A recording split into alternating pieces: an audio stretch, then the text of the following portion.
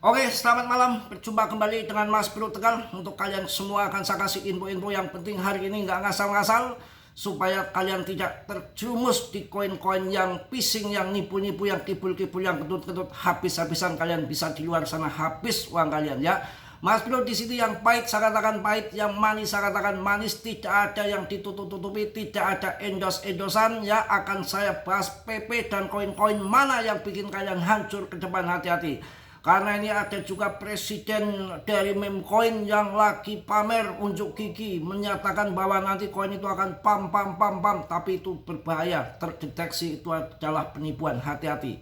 Ini gunanya kalian di grup Mas Bro, nggak kesasar koin-koin yang membahayakan ya.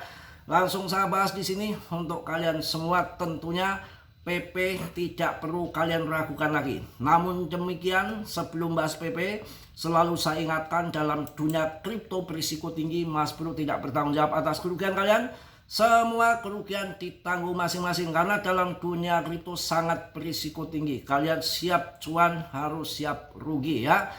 Oke, langsung kita bahas mengenai BTCD-nya. Sudah mulai longsor kendor ke bawah, harga belum ngaceng, likuiditas belum masuk ya. Kita itu di tahun 2020 kayak kiamat, nggak yakin kalau nanti akan pam tahun 2021. Kemudian tahun 2021 likuiditas masuk, padahal habis Covid ya, bencana dunia, pam tahun 2021. Tahun 2022 ondal-ondal lopat-lopat kabur semua, si Powell pangkas naikkan suku bunga, kemudian kabur investor kayak kiamat juga hancur lebur. Tahun 2023 Tether mulai umumkan untuk cicil akumulasi BTC secara bertahap, kemudian paus-paus yang lain masuk, terjadilah menjelang ETF BTC Halving, disitulah pam. Ini tahun 2025 lagi di pam, lagi di benang kusut lagi, buahnya ini itu berkutakan segala macam, bikin pusing, bikin kendor, tapi mereka akumulasi yang diperpanjang bull run ini sampai tahun 2026. Dan likuiditas besar banyak masuk di tahun 2026 di kuartal 1, Januari, Februari, Maret, tidak jauh-jauh amat. Kalian harus tunggu, jangan sampai terkecoh dengan harga spot di depan layar, tapi di data on-chain di belakang layar gila-gilaan mereka akumulasi gemblung-gemblungan kawan ya. Untuk membahas koin PP, saya akan jelaskan di sini untuk gamblang untuk kalian. Koin PP bukan koin yang sembarangan, tidak asal-asalan. Tahun 2025 di awal tahun listing meme coin yang jumlahnya 300.000, malah 600.000 meme coin di tahun 2025 di awal tahun listing secara bersamaan, yang biasanya maksimalnya cuma 50.000 koin per bulan. Dan tahun 2024 di awal tahun sampai mencapai 600.000 meme coin. Apakah nggak belenger kalian ya? Yang mana selama berjalan 1 tahun sampai akhir tahun 2025 yang hampir berakhir, tidak ada satupun yang nongkrong di top CMC ranking 1 sampai 10, top CMC 100 itu nggak ada, semua rupul semua, hati-hati. Dan nanti tahun 2025 berakhir akan masuk tahun 2026, di awal tahun kuartal pertama akan muncul lagi ratusan ribu meme coin dalam 1 bulan pertama itu. Kalian hati-hati, buang semua, tendang ke comberan, ke Gaza, ke mana Hongkong, bebas, jangan pernah masuk lagi. 99% kacau, kucar kacir, hancur, ondal-ondel, opat-apet, nipu semua. Tinggal PP yang besar saya rasakan ke depan, kalian harus pegang erat-erat. Balonku ada 5 begitu ya, harus kalian pegang erat-erat ya. Aduh, jadi ngukluk ini ya. Karena yang kalian perhatikan di sini akan saya sampaikan untuk kalian. Ini PP ini masih di ranking 43 top CMC. Merdeka 30 triliun lebih market cap-nya dengan harga 0,07, sampai menghantam ICP, Vcoin, Tethercool, yang lain-lain, semua koin papan atas real project tergeser di PP. Artinya kita nggak melihat koin-koin itu, tapi yang kita sorot adalah PP-nya ini akan mengulang secara Shiba ataupun Doge ke depan. Saya yakin akan ke sana arahnya. dan makin jelas investor tidak akan gegabah, terutama institusional, dalam memilih investasi di meme coin itu nanti nggak ngasal. Dia sudah melihat secara seleksi alam dengan jumlahnya jutaan meme coin dari tahun 2023 hingga sekarang tahun 2025 akan berakhir, hanya sisa masih bersinar, masih kelihatan, masih nongkrong, komunitasnya masih kuat, ada di PP. Maka investor ke depan semakin melirik di PP. Kalau sekarang turun, memang semua lagi kendor longsor kayak Martini, nggak masalah. Kita holding. Kalau akhir tahun ada penjualan Natal, ada penjualan untuk akhir tahunnya, tutup buku saya rasa dalam waktu singkat saja, dan saya rasa nggak banyak karena well sudah TP di 2,1 miliar BTC kemarin di antara Oktober November. Jadi semua ini betul-betul manipulasi, betul-betul game murni. Bagaimana yang tahan kita akan cuan, yang tidak tahan terlempar akan menjadi tumbal mardiah tentunya ya.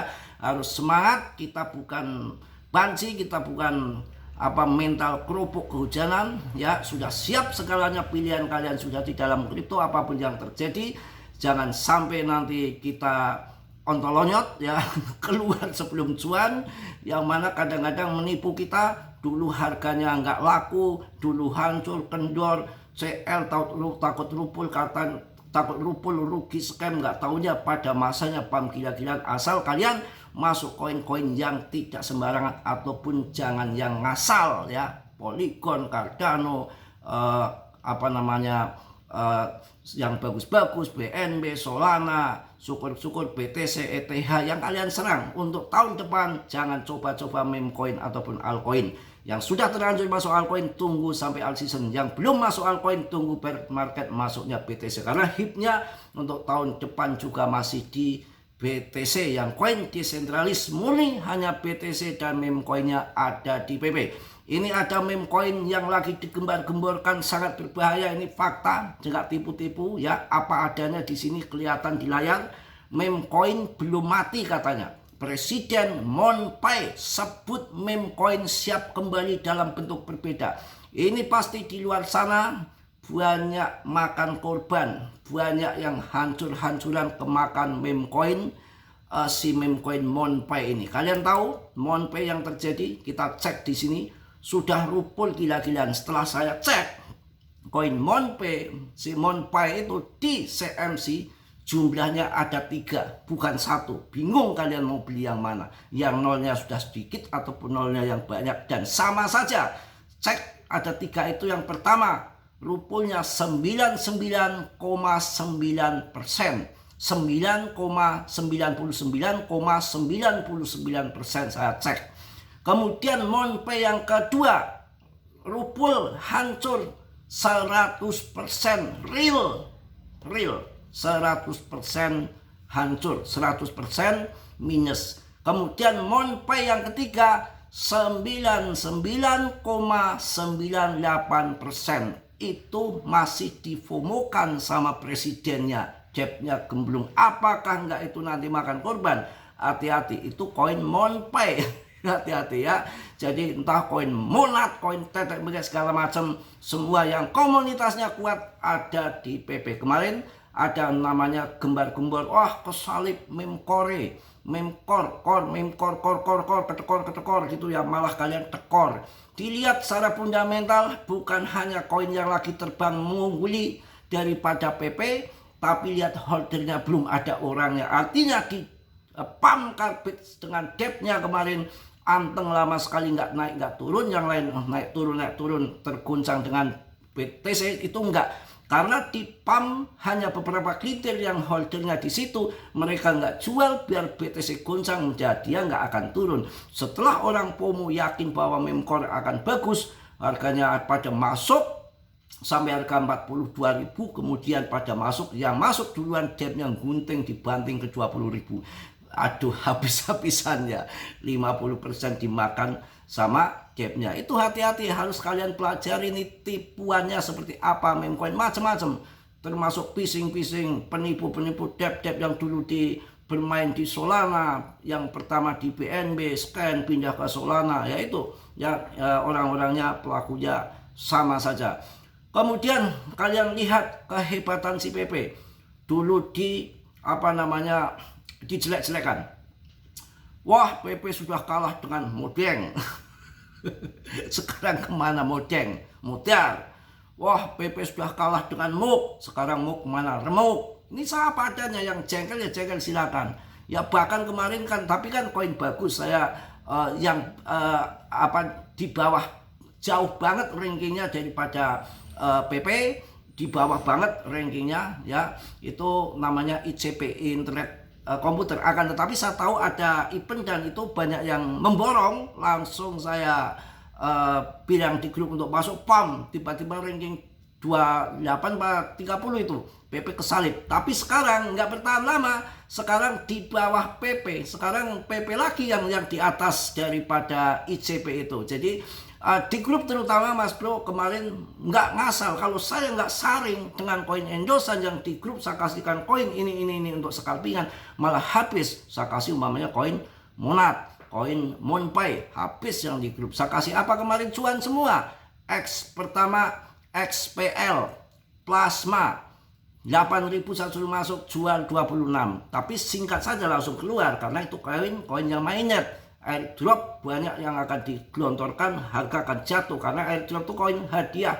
Itu salah satu pembagian awal dari listing koin gratisan. Udah dikasih info bahwa koin gratisan untuk memperkenalkan pada awal listing akan mainnet itu ataupun presale itu akan membuat hancur pembagian token yang gratis seperti itu. Mereka nggak beli tapi bisa menjual dengan syarat ketentuan tertentu menurut masing-masing kebijakannya. Hati-hati ya, itu salah satunya koin itu. Tapi yang di dalam grup saya kasih SPK 600 rupiah, tiba-tiba ada yang belum naik, 2 hari ada yang di CL, 3 hari ada yang di CL. Kalian tahu 3 hari kemudian naik 5 kali lipat jadi 6.000 ya, banyak.